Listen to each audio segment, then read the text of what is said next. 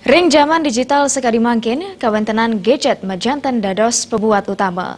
Nanging patut kaelingin yening gadget punika medue pewasana becik wiaden kaon. Untuk punika, gadget duan anak alit mangdes tate katreksain yayah reneipun.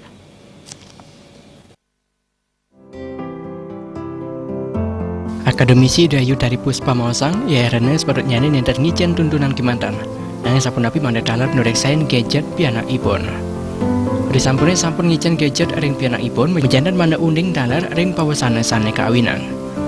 Belarapan untuk gadget sane keduenang, anak alit Presiden ngeruruh samian parinikan, rumasuk ring parinikan pornografi wiaden kekerasan. Yayah Rene mandat Presiden nureksain gadget sane kebakda pianak ipun.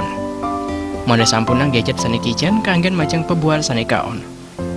Yening kantos kanggen majeng pebuar sane tuara-tuara, patut keselin sire sane ngawinang parinikan punika, sana kenang indik wiwilan sane ngawinang pianakipun kantos mempalaksana sekali punika.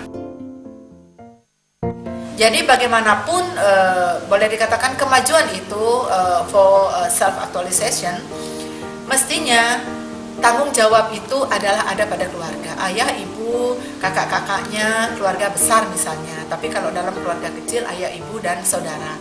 Jadi berikanlah perhatian, kemudian bagaimana memberikan juga sebagai konselor ya dalam hal ini, bahwa mana yang boleh, mana yang tidak. Seperti berita hoax misalnya. Berita hoax itu kan juga kadang-kadang berisi inilah yang harus diproteksi, artinya ada ujar-ujar kebencian itu yang tidak boleh itu dimasukkan oleh anak-anak ke dalam dirinya, ke dalam hatinya, apalagi ikut menyebarkan hal yang seperti itu. Ini kan untuk mencegah radikalisme sejak dini.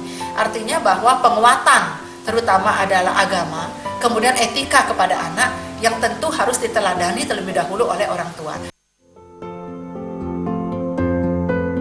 Nambakin parinikan kawan inucap patut kecumpuin dumun keguat sarengkali mawinan Yayah Rene Presiden keijen nureksain gadget pianakipun. Darte Baljibi.